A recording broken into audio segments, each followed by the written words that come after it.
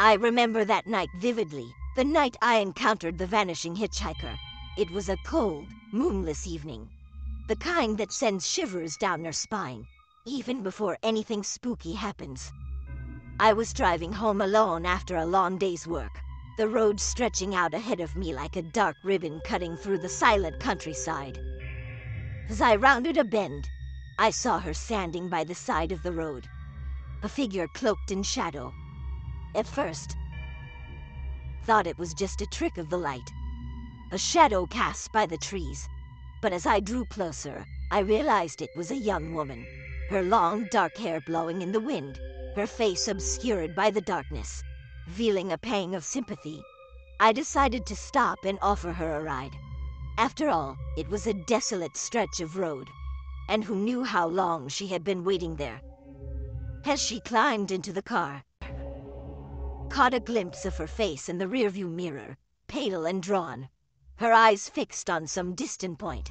She didn't say a word, just stared straight ahead as I drove on, the only sound the hum of the engine and the rush of the wind.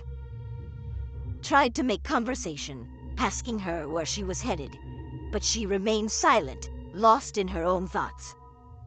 Unease settled over me like a heavy blanket, the silence growing more oppressive with each passing mile.